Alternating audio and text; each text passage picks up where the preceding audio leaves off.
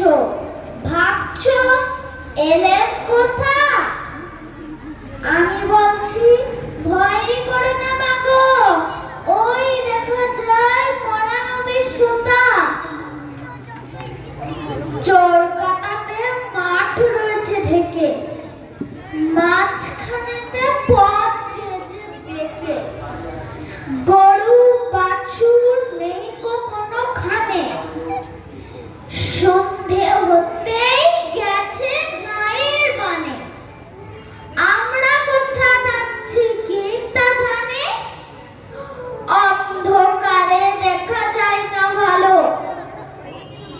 তুমি যেন বললে আমায় ডেকে, দিঘির ধারে ওই যে কিসের আলো। এমন সময় ওই যে কারা আসতেছে ডাকছে রে। তুমি ভয়ে পালকিতে এক্ষুনি ঠাকুর দেখতে স্মরণ করছো মনে। পেয়ারাগুলো বাসে কাঁটা বনে, পালকি ছেড়ে কাঁপছে ধরো ধরো।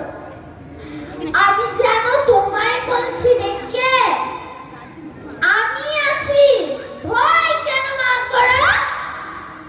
হাতে লাঠি, মাথায় ঝাঁকড়া চুল, কানে তাদের গোজা জবার ফুল। আমি বলি দাঁড়া, খবরদার, এক পা কাছে আসিস যদি আর, এই যে দেখ আমার তলোয়ার, টুকরো করে দেবো তোদের সেরে। শুনে তারা লক্ষ দিয়ে উঠে চেঁচিয়ে উঠলো, হারে রে রে রে।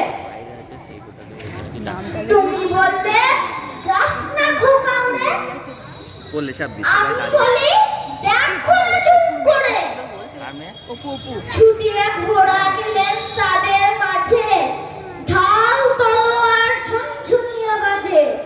কি ভয়ানক লড়াই হলো মা, যে শুনে তোমার গায়ে দেবে কাঁটা। কত লোক যে পালিয়ে গেল ভয়ে, কত লোকের মাথা পড়লো কাটা। এত লোকের সঙ্গে লড়াই করে ভাবছো খোকা গেলই বুঝি মরে। আমি তখন রক্ত মেখে ঘেমে বলছি এসে, লড়াই গেছে থেমে।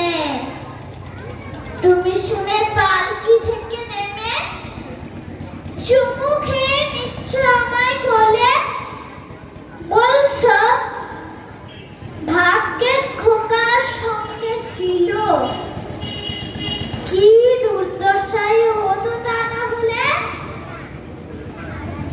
রোজ কত কি ঘটে যাহা তাহা, এমন কেন সত্যি হয় না। ঠিক যেন এক গল্প হতো তবে, শুনতো যারা অবাক হতো সবে। দাদা বলতো কেমন করে হবে, খোকার গায়ে এত কি জোর আছে। পাড়ার লোকে সবাই বলতো শুনে, ভাগ্যে খোকা ছিল মায়ের কাছে। নমস্কার। বৈশালী পাল।